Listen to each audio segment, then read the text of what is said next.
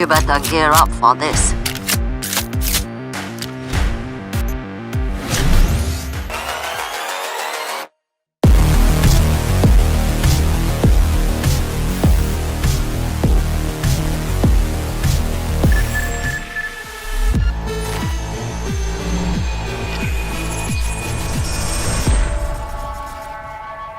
Hey guys, Dantix here, back with another Cyberpunk 2077 video. Night City Wire Episode 2 just finished and gave us a ton of new information that's honestly cured a lot of skepticism I had with melee combat, as well as weapon variety and feel. You'll see soon, but Swordblade looks much better than what we've witnessed so far, and I'm still drooling at some of the weapons we'll get to use. The side effect is that now I'm questioning my build choices.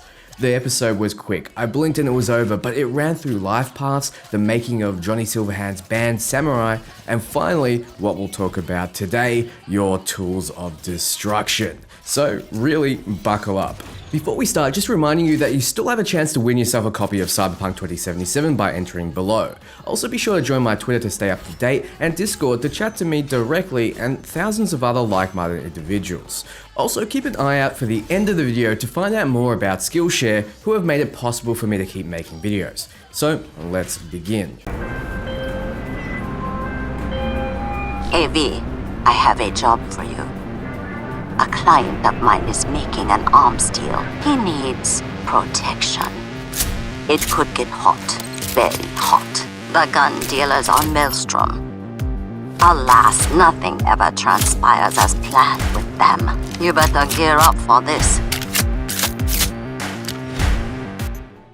At the start, we're treated to a glimpse of what it's like to receive a mission in Cyberpunk. Wakako Okada, a fixer in Night City, offers us a job. It shows V gearing up for protecting a client during an arms deal with the Maelstrom gang. I want you to take a second to truly appreciate how beautiful the game looks. I know I'll probably be the only one here, but I was getting StarCraft vibes with the method of communication. It's been mentioned before that you can receive and hand in missions via video chat, as it's the future after all, so don't expect to have to manually visit everyone in Night City. You could be doing something else as you accept or finish a mission. Moving forward, it's described that there will be melee weapons, cyberware, throwables, and 3 types of guns: power, tech, and smart. Power weapons are the closest to contemporary weapons that we're used to. However, they can be modded to ricochet bullets off walls, while your Cyberware gives you a heads-up display of where the shots will go. Tech weapons are basically handheld railguns, and they use magnetism to propel solid metal to extreme velocities. Tech weapons can pierce through cover and walls like butter.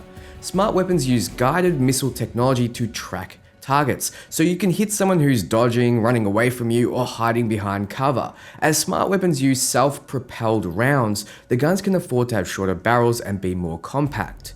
You'll notice that all of these weapons have a way of hitting those behind cover, which I'm sure is intended.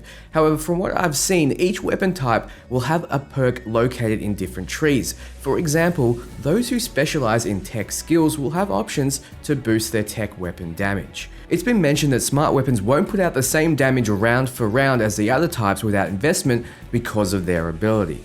As time goes on, you'll grow in skill with the weapons you use. You start off as a mercenary but grow into a legend. It's an RPG power fantasy. You'll notice things like shorter reload times, better accuracy, faster aiming, faster movement, and more as you simply increase your proficiency. You'll find weapons in vendors and shops. You can also craft them or find them on your enemies and in weapon caches. You can find common, uncommon, rare, and legendary weapons. Legendary weapons are unique and they come with a powerful affix. Think Diablo Legendaries, where the weapon offers a new way to play with an ability. So you don't find these the usual way. With these, you'll need to make tough choices. For example, you may need to kill someone you really like in order to loot off their corpse.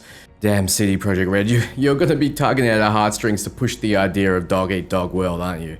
So, you won't be forced to keep these weapons factory clean, like some kind of sick Apple contract. You can modify them. There are 2 types of mods. The first is attachments. These are things like scopes and silencers that show on your weapon as you wield them. They increase the weapon statistics and give you more options in gameplay. The next is software mods. These are chips you put inside the weapon. They can change the stats too, like more accuracy, damage, fire rate, but can change the gunplay on a more fundamental level. For example, changing the gun to non-lethal rounds, which those who want to go a pacifist route will love to hear. So Pavel Sasko discussed some of the weapons he liked the most. The first was a sniper rifle called the Nikomata. It's a tech rifle, so it can punch through cover, walls, and armor like cardboard. You'll notice it has a charge bar, which seems to be standard across tech weapon types. Charge and release for big damage. A power weapon he liked is the Budget Arms shotgun called Carnage. Those who follow my videos know that Budget Arms is your cheap for the people weapons manufacturer, offering affordable weapons for the whole family. However, affordable doesn't always mean bad. In the case of the Carnage, it's cut from one single solid piece of metal, probably to reduce manufacturing time and costs, but what that results in is a gun that's hard to wield, but can cut a man clean in half. It's a pump action 4 gauge, no fancy charging, just fire and forget. You'll notice in the preview that the weapon has a Moxie's gang skin, where in the gameplay it's painted differently. You can customize your weapons visually, and this is an example. Pavel also mentions he likes a particular smart shotgun. It has 8 barrels, which means it can track 8 targets independently. I'm not sure how exactly that'll work, if you'll need to paint targets and fire, or if it'll do it on its own, but that is a damn cool option for a type of weapon that typically doesn't get love beyond the high damage at close quarters treatment. You might be using the shotgun like you would in Doom, as a long-range, high-damage weapon, as a smart rounds means that all the shots can hit the target instead of spreading out. So those were Pavel's favorites, but let's break down some of the footage. First, when looking at the Nikomata, we see other tech weapons, the Satara, the Achilles, and the Quasar. We see the Satara in action here. It has a digital UI displaying its ammo and seems to hit quite hard. After, we see a double-barrel tech shotgun that has a bit more punch but needs to be reloaded after every round. Do note that tech weapon ammo glows for a while when stuck in walls, as it's superheated at those velocities. We don't see the player charging the weapons, but they do seemingly a ton of damage still. The Achilles seems to be an assault rifle and the Quasar a pistol, so there will be tech weapons of all kinds. Next, we take a look at power weapons. We have the new, the Sword 22, the Carnage, and the Masamune, or Masamoon. First, we are shown a double-barrel shotgun that wasn't listed with the others. V uses its ricochet functionality, and not only does his enemy taste hot lead, but the car does as well, exploding. Not sure if this was all it took to blow the vehicle up, but I doubt it. Then we have a look at the Masamune rifle, or Masamoon rifle, whatever it is. It's a semi-automatic and mows through gang members easily. Next, we take a look at some smart weapons. We see a preview for the Shingen, the Palsia, the Dian, and the Zuo. First, the Shingen. It's a burst submachine gun that, like all smart weapons, requires a smart link to unlock. This means you won't be able to use smart weapons effectively without Cyberware investment. It can be fired in one direction and its bullets will curve and hit its targets. Then we see the smart shotgun, the Palsia. This shot can track targets like other smart weapons, but it's a shotgun, so I wonder if its high, close range damage will translate over to any range. Not shown in the preview, but we get a glimpse of what a smart sniper rifle would be like. Fire a shot and it curves and hits its target in the head, dealing maximum damage even when they're in cover. And if you're using a controller on a console, this will be perfect if you suck at aiming. Moving forward, we get to look at some of the melee weapons. The thermal katana, the electric alpha baton, the spiked bat, the sledgehammer, and the tanto. For those thinking melee weapons were going to be all swords, rest easy. I wonder if there'll be any Fallout style super sledges powered with high-tech rockets. A man can dream. Regardless, those after close quarters experiences are going to have lots of options. The thermal katana uses a filament heated blade to easily slice through your enemies. We've seen some katana gameplay before, but this footage we get to see the character parrying, striking, and destroying gang members easily.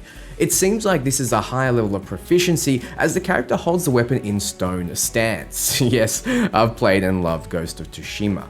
The strike at the end especially has a bit of weight to it. Keep in mind that katanas are light and fast, meant to cut through opponents quickly, so a realistic interpretation of the strikes would just look like wild slashing on your screen third person. Sadly, we don't get a look at other types of melee weapons just yet, as the focus was guns.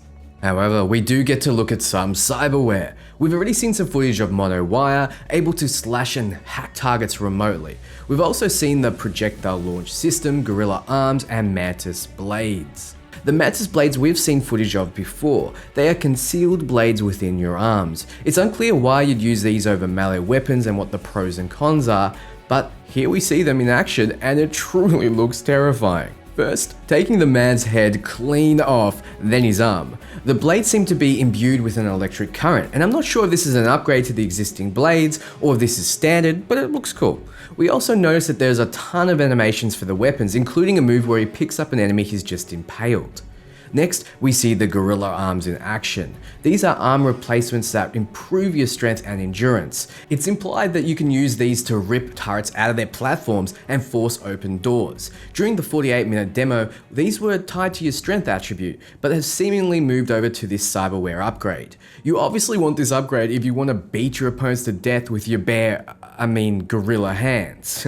Then we have the projectile launch system. With this, you can shoot a missile at your arm, and we see it in action here. Keep in mind that these arm upgrades aren't able to be used together, so you'll just need to choose what cyberware you want to install in your arms. I personally will be running with the projectile launch system, as I'm going a Corpo Hitman to start with. Having a big ticket area of effect ability on cooldown will be nice to have up my sleeve, pun intended. But what stands out most to you? Let me know below. And if there's more things you want to know, check this out. It may not shock you to know this, but before starting my YouTube career, I knew absolutely nothing about video production. I learned what I needed to start from Skillshare. So when they reached out to keep the channel afloat, I jumped at the opportunity to work with a group that legitimately helps people.